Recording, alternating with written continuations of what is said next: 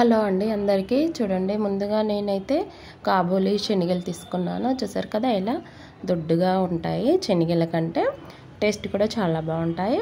ముందుగా ఒకసారి వాటర్ వేసి కడిగాను. కడిగిన తర్వాత మళ్ళీ ఫ్రెష్ వాటర్ వేసి మూత పెట్టి నానబెట్టేస్తాను. 4-5 గంటలు నానాలి. మంచిగా నానుతవి.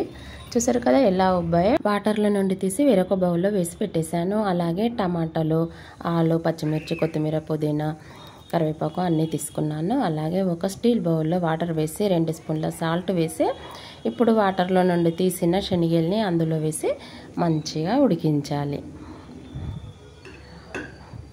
శనగలు మంచిగా మెత్తపడే వరకు ఉడికించాలి. శనగలు ఉడికే వరకు ఈ కట్ చేసిన టమాటా ముక్కలు కొన్ని, అలాగే కొద్దిగా పుదీనా, కొద్దిగా కరివేపాకు, కొద్దిగా కొత్తిమీర, కొన్ని ఉల్లిపాయ ముక్కలు, కొన్ని పచ్చిమిర్చీలు 2-3, 1 స్పూన్ సాల్ట్, కొన్ని ఆలుగడ్డ ముక్కలు ఇందులోనే వేసి మంచిగా పేస్ట్ లాగా మిక్సీ చేయాలి.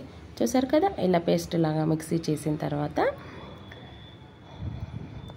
పక్కకు పెట్టేయండి. ఇప్పుడైతే శనగలు మంచిగా ఉడుకుతున్నాయి. ఎలా ఉడికాయో చెక్ చేస్తాను. చూడండి, ఇలా మంచిగా మెత్తగా ఉడికిన తర్వాత స్టవ్ పైన కడాయి పెట్టాను. 2 పావుల ఆయిల్ వేస్తున్నాను.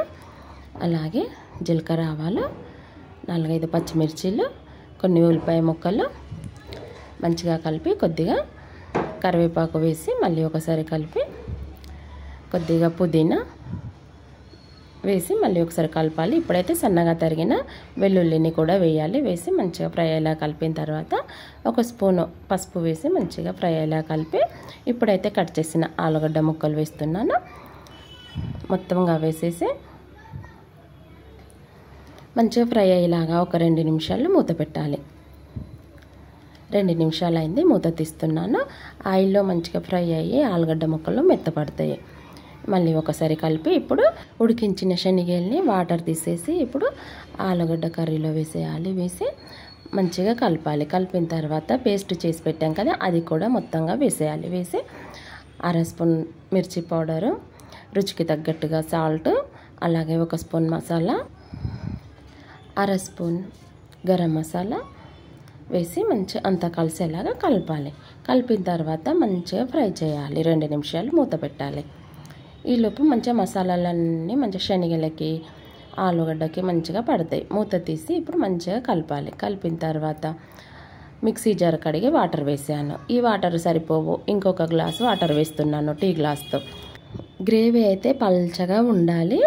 ఇప్పుడు కొద్దిగా 1 స్పూన్ కొబ్బరి పొడి వేసి మళ్ళీ ఒకసారి మంచిగా కలిపాను. ఒక 5 మినిట్స్ మూత పెట్టి మంచిగా ఉడికించాలి. సాల్ట్ తక్కువగా ఉంది, మళ్ళీ కొద్దిగా సాల్ట్ వేసాను. ఇప్పుడైతే మంచిగా ఉడికిన తర్వాత మూత తీస్తున్నాను. చూడండి ఎలా ఉడికిందంటే గ్రేవీ కూడా చిక్కగా దగ్గరికి వచ్చింది. కర్రీ అయితే రెడీ అయింది. చూడడానికి చాలా బాగుంది, తినడానికి కూడా చాలా టేస్టీగా ఉంటుంది. పైనుండి అయితే కొత్తిమీర వేస్తున్నాను. వేసి మళ్ళీ ఒకసారి కలపాలి. ఇలా కలిపిన తర్వాత ఇప్పుడైతే కాబూలి శనగల కర్రీ రెడీ అండి. చపాతీ, పూరి, రైస్, బగార్ దేనికైనా చాలా టేస్టీగా ఉంటుంది. అందరూ ఇష్టంగా తింటారు.